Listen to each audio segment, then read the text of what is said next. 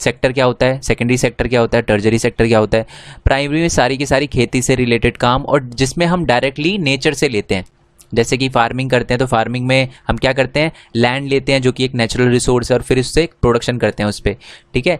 तो जिसमें भी हम क्या करते हैं, डायरेक्टली नेचुरल रिसोर्सेज का यूज़ करके प्रोडक्शन करते हैं, वो प्राइमरी सेक्टर में आता है। सेकेंडरी सेक्टर को इंडस्ट्री सेक्टर भी कहा जाता है, क्योंकि इसमें मैन्युफैक्चरिंग से रिलेटेड फैक्ट्री वगैरह सारे के सारे काम आते हैं, जैसे कि कार बनाना, सुई बनाने, सारे के सारे सेकेंडरी में आते हैं। टर्जरी सेक्टर में क्या होता है, ये किसी चीज़ का खुद प्रोडक्शन नहीं करती, ये बस सर्विस प्रोवाइड करती है सेकेंडरी और प्राइमरी सेक्टर को, ठीक है जी। तो ये इसलिए जैसे बैंक हो गया, हॉस्पिटल हो गया, ट्रांसपोर्ट हो गया, इंश्योरेंस हो गया, ये सारी की सारी चीज़ें ये पढ़ चुके थे हम। और उसके बाद हमने पढ़ा था जीडीपी। जीडीपी क्या होता है, प्राइमरी सेक्टर ने जितना प्रोडक्शन किया है प्लस सेकेंडरी सेक्टर ने जितना प्रोडक्शन किया है प्लस टर्जरी सेक्टर ने एक साल के अंदर जितना प्रोडक्शन किया है, इन तीनों के एक साल के प्रोडक्शन को जब ऐड कर दो तो उस कंट्री की जीडीपी निकल जाती है, ठीक है। आज हम बात करेंगे स्पेसिफिकली इंडिया के बारे में कि primary sector, secondary sector, टर्जरी sector India में कितना प्रोडक्शन कर रहे हैं। क्या पहले जितना प्रोडक्शन कर रहे थे आज भी उतना प्रोडक्शन कर रहे हैं, और अगर पहले सबसे ज़्यादा प्रोडक्शन कौन सा सेक्टर करता था और आज सबसे ज़्यादा प्रोडक्शन कौन सा सेक्टर करता है, इसके बारे में हम जानेंगे, ठीक है। तो चलिए आइए, आपकी बुक के अंदर ग्राफ 1 दे रखा है, पहले उस पर जाते हैं। चलिए जी, आपकी बुक के अंदर ये ग्राफ 1 दे रखे है, ये जीडीपी दे रखी है, यानी प्राइमरी सेक्टर, ये जो ब्लू में दिख रहा है ना आपको, ब्लू, ये प्राइमरी सेक्टर है। यानी उस टाइम है ना 1973 से लेकर 1974 में, यानी इस एक साल के बीच में सबसे ज़्यादा जो प्रोडक्शन हुआ था वो प्राइमरी सेक्टर में हुआ था, ठीक है। रेड कलर जो है, रेड ही है, पिंक सा लग रहा है बट रेड ही है ये, ठीक है। ये है सेकेंडरी सेक्टर, और जो ग्रीन दिख रहा है वो है टर्जरी सेक्टर। ये चीज़ हमें क्लियर हो गई अच्छे से, ओके जी। अब ऑब्वियस सी बात है, तीनों सेक्टर में इंप्रूवमेंट आई होगी, तीनों सेक्टर में प्रोडक्शन इंक्रीज हुआ होगा, ठीक है सब, ओके। हम पहले इस ग्राफ को अच्छे से समझ लेते हैं कि ग्राफ को हमें दिख रहा है primary sector, secondary sector, टर्जरी sector, और सबसे ज़्यादा है ना हमें ब्लू कलर दिख रहा है, यानी 1973 टू 1974 में सबसे ज़्यादा प्रोडक्शन होता था वो कौन से सेक्टर में होता था, प्राइमरी सेक्टर में होता था, यानी इसमें होता था, प्राइमरी सेक्टर में सबसे ज़्यादा प्रोडक्शन होता था, ठीक है। ये बात हमें समझ आ गई, ठीक है। अब है ना तीनों सेक्टर में इंप्रूवमेंट आई है, यानी एग्रीकल्चर में भी अच्छा हुआ है, एग्रीकल्चर का प्रोडक्शन भी इंक्रीज हुआ है, सेकेंडरी सेक्टर का भी प्रोडक्शन इंक्रीज हुआ, आप देख रहे हो टर्जरी सेक्टर का भी प्रोडक्शन इंप्रूव हुआ है, ठीक है।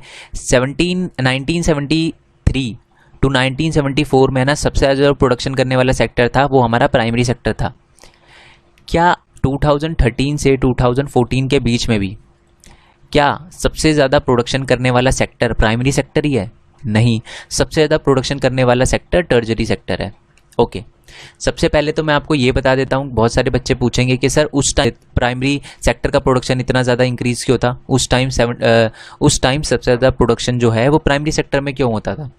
देखो यार, आप ये बात, आप इसका आंसर आप बहुत अच्छे से जानते हो, क्यों? क्योंकि आप देखोगे ना कि आपके दादा दादी, नाना नानी या उस टाइम जितने भी लोग थे ना वो ज़्यादातर फार्मिंग ही किया करते थे। शहर तो अब बनना स्टार्ट हुए हैं, सिटीज़ वगैरह तो अब बनना स्टार्ट हुई है, पहले ज़्यादातर रूरल एरिया ही हुआ करता था, गाँव वगैरह ही हुआ करते थे और वहाँ पर ज़्यादातर लोग फार्मिंग वगैरह ही किया करते थे।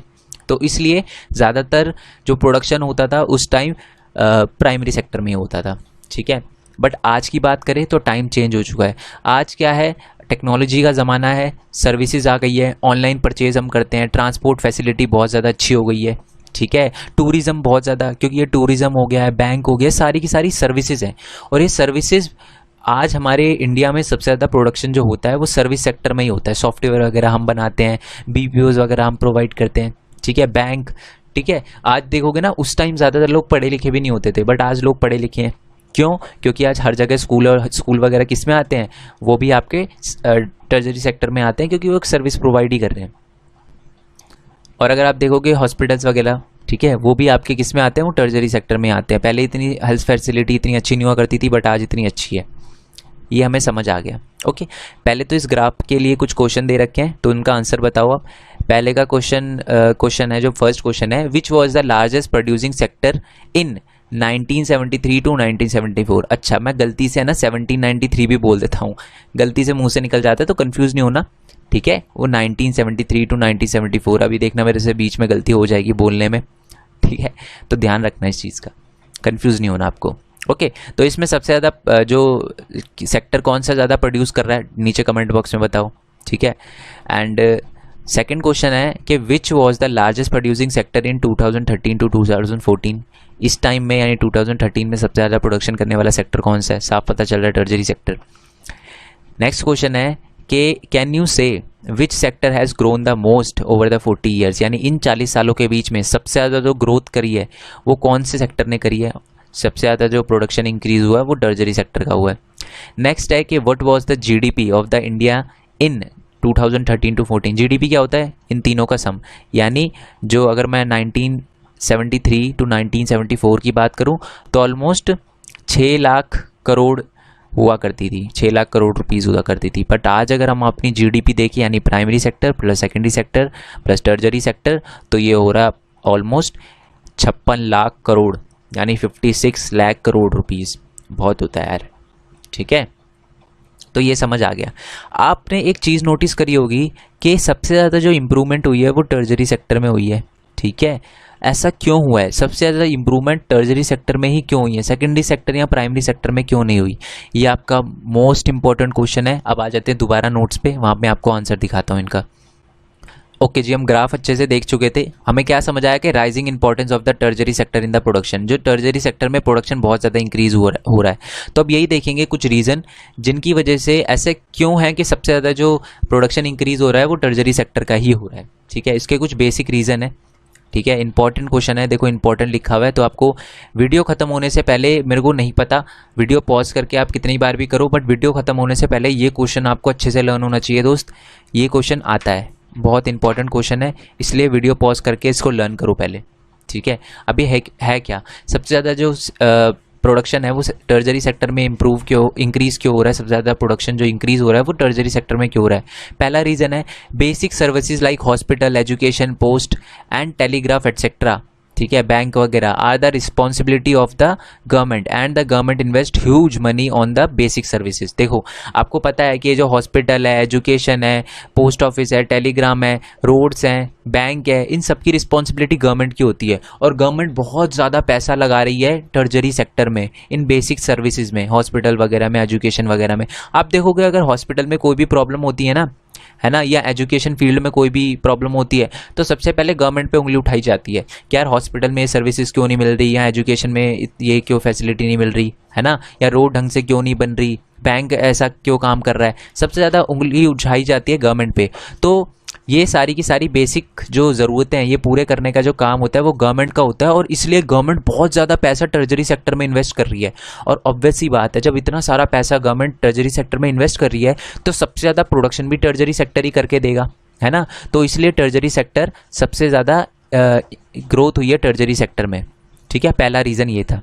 दूसरा reason, demand for the services such as transport, trade, storage will increase with the development of the primary and secondary sector. ये सेकेंडरी है, नोट्स में ये चीज़ आपको सही मिलेगी, सेकेंडरी लिखा हुआ मिलेगा। नोट्स आपको पता ही है, टेलीग्राम चैनल ज्वाइन करोगे तो उसमें नोट्स का लिंक आपको मिल जाएगा, जीपी लिंक से आप वहाँ से डाउनलोड कर सकते हो नोट्स, ठीक है। फ्री है, कुछ पे करने की ज़रूरत नहीं है आपको मेरे को, आप वहाँ पर जाके डाउनलोड कर सकते हो, ओके। एंड मैं पहले ही वहाँ पर नोट्स वगैरह भी अपलोड कर देता हूँ और पहले ही बता देता हूँ कि नेक्स्ट वीडियो में क्या अपलोड करने वाला हूँ, तो आप वहाँ पर जाकर ज्वाइन कर सकते हो उसको, ठीक है। तो नेक्स्ट पॉइंट ये है कि ये जो सर्विसेज है, ट्रांसपोर्ट, ट्रेड और स्टोरेज, इनमें क्या हुआ है, इंक्रीज़ हुआ है। इनमें इंक्रीज़ क्यों हुआ है? जैसे जैसे प्राइमरी और सेकेंडरी सेक्टर में भी इंप्रूवमेंट हुआ है ना, वैसे वैसे सर्विस में भी इंप्रूवमेंट हुआ है। मैंने आपको देखो फर्स्ट पार्ट में एक चीज़ बताई थी कि प्राइमरी सेक्टर में मान लो बहुत ज़्यादा प्रोडक्शन हुआ है, किसका, गन्ने का अज्यूम करो, तो अब गन्ने को चीनी बनाने के लिए हम फैक्ट्री में लेकर कैसे जाएंगे? ट्रांसपोर्ट से। तो इसलिए ट्रांसपोर्ट सेक्टर भी बहुत ज़्यादा इंप्रूव हुआ है। अब इतना सारा गन्ना हमने उगा लिया है, ठीक है, तो हमें क्या है, इसको स्टोरेज करके भी रखना पड़ेगा, तो इसलिए हमने स्टोरेज हाउसेस बनाए हैं। तो वो किस में आते हैं?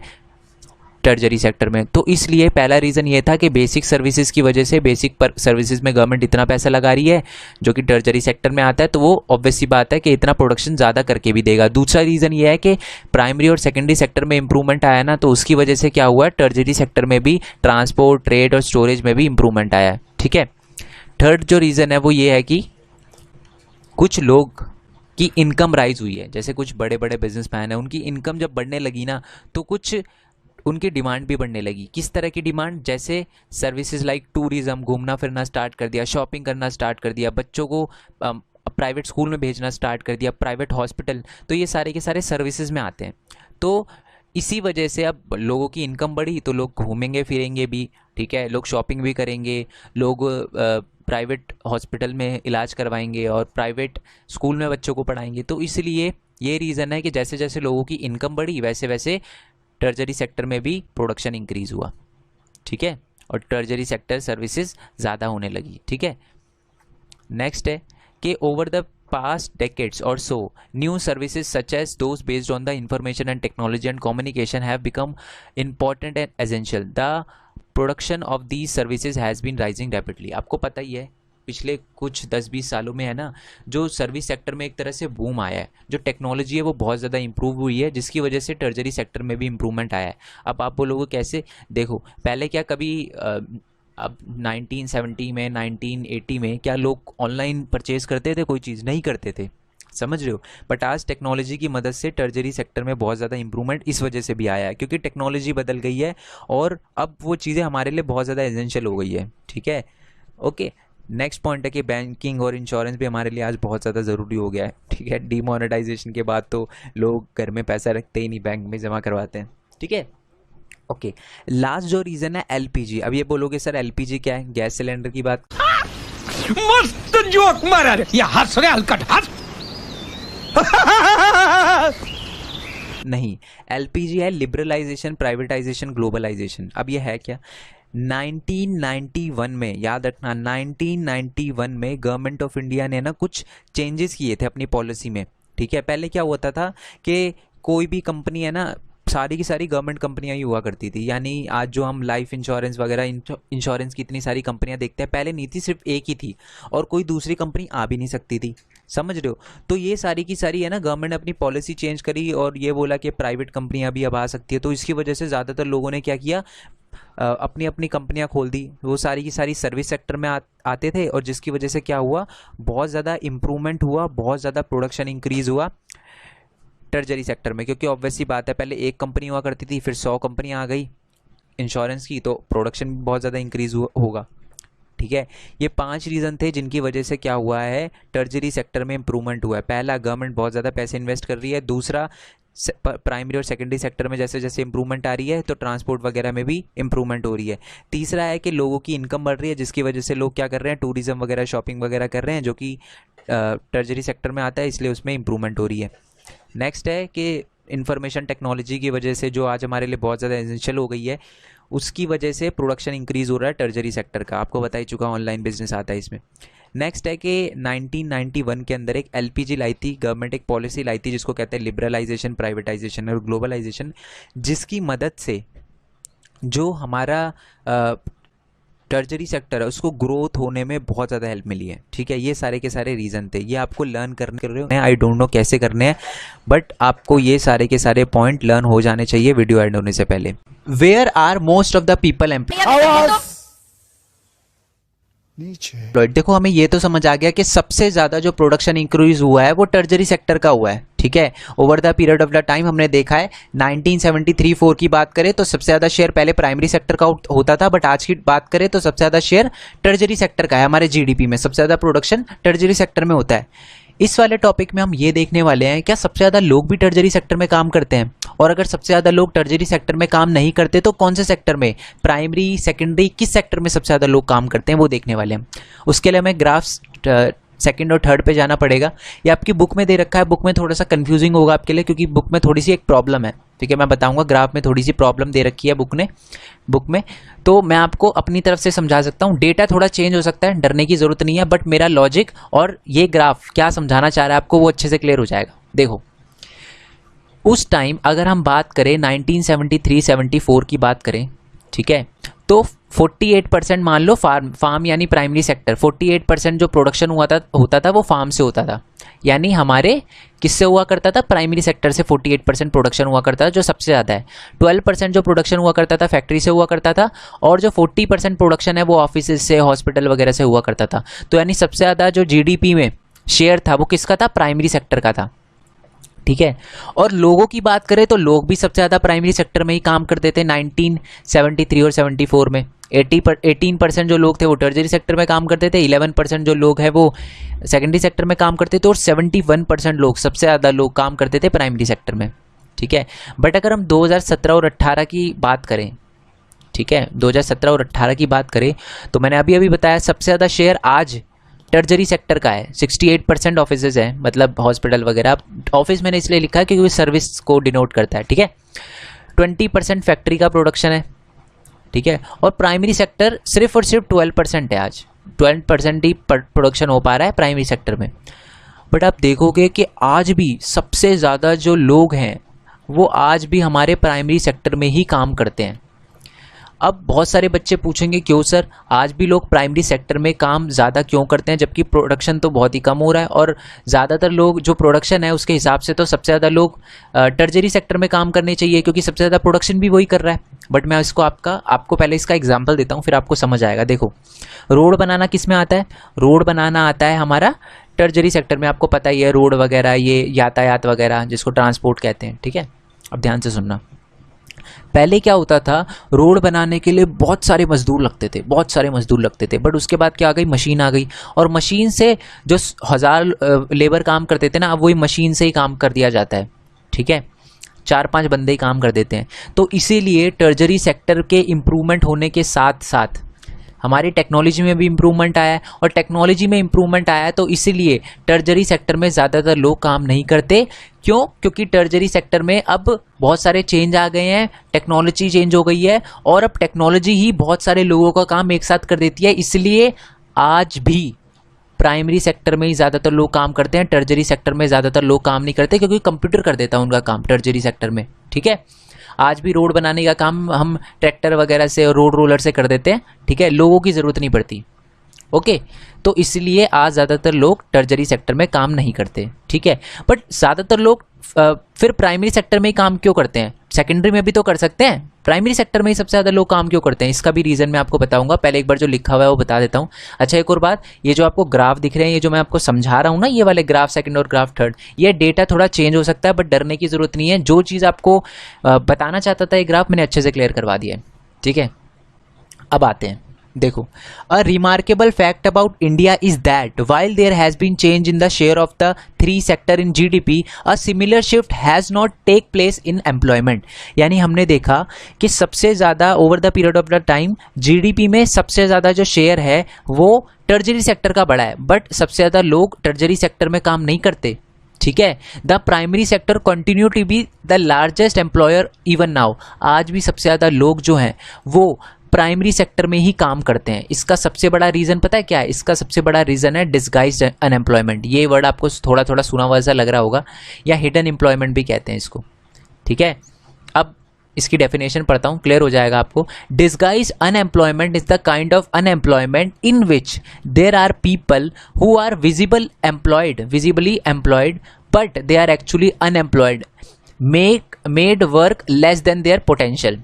अब इसका मतलब क्या है? देखो, ये चीज़ है ना, आपको सबसे ज़्यादा एग्रीकल्चर में ही देखने को मिलेगी।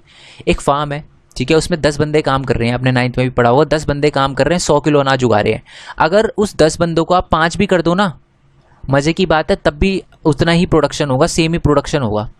तो जो 5 बचे हुए बंदे हैं ना, वो एक्चुअल में डिस्गाइज्ड हैं, डिस्गाइज अनएम्प्लॉयमेंट से पीड़ित है, क्योंकि उनके ना होने या होने से कोई फ़र्क नहीं पड़ता। ऐसा आप फैक्ट्री में नहीं दिखा सकते। क्यों? क्योंकि फैक्ट्री में काम होता है तो पता चलता है कि हाँ, इस बंदे ने इतना काम करा है, इसने इतनी चीज़ें बनाई है, इसने इतनी चीज़ें बनाई है। टर्जरी सेक्टर में भी है ना, ऑफिस में कितना काम हो रहा है, पर बंदे ने कितना काम किया, ये पता चलता है। बट ज़्यादातर आप देखोगे ना कि प्राइमरी सेक्टर में हमें डिस्गाइज्ड एम्प्लॉयमेंट देखने को मिलती है, अनएम्प्लॉयमेंट देखने को मिलती है, क्योंकि सारे के सारे फैमिली वाले मेम्बर क्या करते हैं, खेत पे खेती करते रहते हैं। ठीक है, अगर उनमें से हटाकर वो कुछ और काम कर लेना, ठीक है, तो वहाँ से भी अर्निंग आ जाएगी। और आपको पता ही है, जो फार्म है उस पर तो कोई फ़र्क नहीं पड़ेगा, बंदे कम होने से, 1 या 2 बंदे कम होने से जो प्रोडक्शन है उतना ही होगा। तो यही सबसे बड़ी प्रॉब्लम है, जिसकी वजह से आज भी सबसे ज़्यादा लोग जो हैं वो प्राइमरी सेक्टर में काम कर रहे हैं। उनके काम करने का ज़्यादा फ़ायदा तो नहीं हो रहा, ठीक है, बट क्योंकि वो डिस्गाइज अनएम्प्लॉयमेंट है। ठीक है, उनको लग रहा है कि हाँ भैया हमारे पास काम है, हम तो खेत जोत रहे हैं, बट असल में पता करने वाली बात यह है कि वो काम कर रहे हैं, बट उनके काम करने का कोई फ़ायदा नहीं हो रहा। अगर वो हट भी जाए तब भी प्रोडक्शन उतना ही रहेगा। ठीक है, जैसे आपकी बुक में है ना एक लक्ष्मी देवी, एक लेडी का एग्जांपल दे रखा है कि वो क्या करती है, खेती वगैरह करती है, मॉनसून पे डिपेंड रहती है, उनके पास पानी वगैरह इरिगेशन की फैसिलिटी नहीं है, मॉनसून पे डिपेंड रहती है, घर में सारे के सारे 4-5 बंदे मिलकर खेती करते हैं, ठीक है। पर मज़े की बात यह है, अगर उनकी फैमिली से में से कोई दूसरा बंदा किसी और काम भी कर लेना तब भी प्रोडक्शन उतना ही होगा, क्योंकि मानसून है, बारिश है। अगर मान लो पानी लगातार आ रहा होता तो चलो काम भी चलता रहता, बट मानसून पे डिपेंड है ये, है ना, मानसून पे डिपेंड है, तो इसका मतलब उनके लोगों पे इतना प्रेशर नहीं है, ठीक है, और इतना काम भी नहीं है उस खेत के अंदर, तो इसलिए अगर वो दूसरा काम भी कर ले तब भी प्रोडक्शन उतना ही हो, ओके। बट जो लक्ष्मी देवी, जो भी उनकी फैमिली के सारे मेंबर हैं, वो क्या करते हैं, उस लैंड पे ही काम करते हैं, तो वो अनएम्प्लॉयमेंट है, डिस्गाइज अनएम्प्लॉयमेंट से पीड़ित है, ठीक है। वो अपने पूरे पोटेंशियल से काम कर ही नहीं सकते, ठीक है। क्यों नहीं कर सकते? अगर इरिगेशन फैसिलिटी अच्छी होती ना, पानी लगातार आता रहता वहाँ पर और खेतों में पानी डालने का काम होता तो वो अच्छे से काम कर लेते, बट वहाँ पर इरिगेशन फैसिलिटी अच्छी नहीं है, तो वो क्या करते हैं, अपने पूरे पोटेंशियल से काम नहीं कर पाते। हमें ये समझ आ गया। आई होप ये चीज़ आपको अच्छे से क्लियर हुई हो। नहीं हुई हो तो मेरे को डिस्क्रिप्शन कमेंट बॉक्स में एक बार कमेंट करके बताना, और कहाँ प्रॉब्लम आई है ये बताना मेरे को, ठीक है, ओके। तो अभी हमें समझ आ गया कि सबसे ज़्यादा प्रॉब्लम हमें गांव में देखने को मिलती है। गांव में क्या है, दिक्कत ये है कि सारे के सारे लोग क्या करते हैं, डिस्गाइज अनएम्प्लॉयमेंट से ज़्यादातर लोग पीड़ित हैं। तो क्वेश्चन ये आता है, how to create more employment, हम कैसे प्राइमरी सेक्टर में ज़्यादा से ज़्यादा एम्प्लॉयमेंट अपॉर्चुनिटी दे सकते हैं। What are the various way to provide the employment opportunity in the rural area, यानी रूरल एरिया में जो लोग हैं उनको हम एम्प्लॉयमेंट अपॉर्चुनिटी कैसे दे सकते हैं। ये कुछ पॉइंट्स लिख रखे हैं मैंने। आप अगर एग्जाम में इनमें से 5 मतलब क्वेश्चन आता है 5 नंबर का, तो अगर 6 पॉइंट लिखोगे तब भी बहुत है, बट मैंने इतने सारे लिख दिए आपके लिए। Provide the loan to the small farmer for the cultivation, अगर लोन देंगे ना फार्मर को तो वो अच्छे से कल्टीवेट कर पाएगा, इरिगेशन फैसिलिटी लगा पाएगा पानी वगैरह का, क्योंकि उनके पास पैसे नहीं होते तो इसलिए वो मानसून पे डिपेंड रहते हैं, इरिगेशन का टेक्नोलॉजी यूज़ नहीं करते। Dams canal can be constructed will lead to the lot of employment generation, यानी डैम वगैरह बनाएं तो बहुत सारे लोगों को एम्प्लॉयमेंट मिल सकती है गाँव में। Construction of the road in the rural area create employment in the rural area, rural community. इसका मतलब है कि अगर रूरल एरिया में भी अच्छी सड़क वगैरह बनाए तो बहुत सारे लोगों को एम्प्लॉयमेंट मिल सकती है। Development in the transport facility bye the government, अगर गवर्नमेंट ट्रांसपोर्ट फैसिलिटी में और स्टोरेज फैसिलिटी में थोड़ा इन्वेस्ट करे, उनको डेवलप करे, तब भी रूरल एरिया के लोगों को जॉब मिल सकती है। मान लो ट्रांसपोर्ट में जॉब वगैरह मिल जाए।